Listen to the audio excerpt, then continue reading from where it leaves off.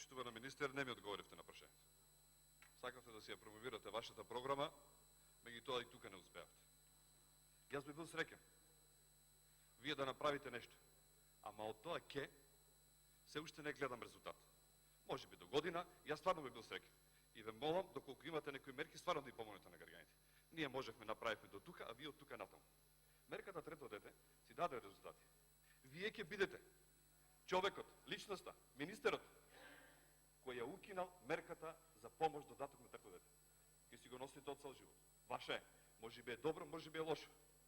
Не знам, вие ќе си знаете, ќе проценат граѓаните за тоа како и што се случило. Меѓутоа, кажувавте дека ќе решите проблемот и на стечајците, не го решите.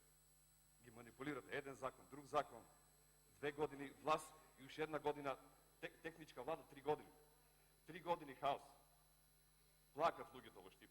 Дојдете да ги видите, се плашите да се соочите со нив. Зашто не им дојдете таму да ги прашите?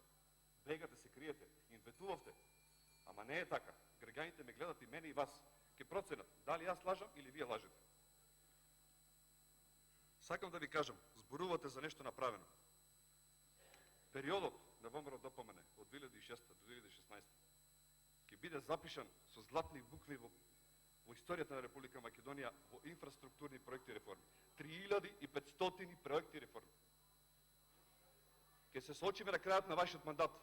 Ке седнеме и ке речеме што имате вие направено. Бројките и буквиците се страшни, не простуват на никого. На крај ке речеме овој проект, таа реформа, има резултат, нема резултат. Па и дали трето дете дало резултат или не дало резултат. Само да ве подсетам. Во Македонија 2006 имаше 250.000 регистрирани возила. Сега има скоро 500.000.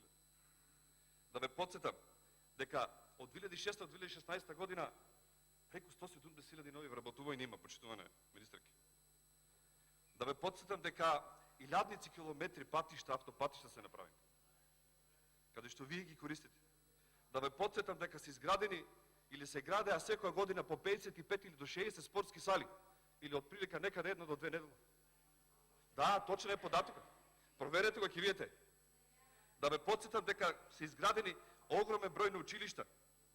Да ве подсетам дека просечен личен доход тогаш беше 12.000, сега 24.000. А вие не ветувавте дека ќе биде 30.000, го нема.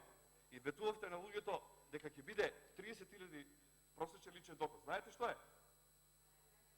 Јас земам 200 евра, вие земате 800 евра, заедно взимаме 1000 и имаме просечен личен доход од 500 евра. Е, таква е вашата програма што требаше вие да им дајете на граѓаните. Значи, 200 со 800 и заедно взимаме ние 500 евра. Е, тоа што им го нудите на граѓаните.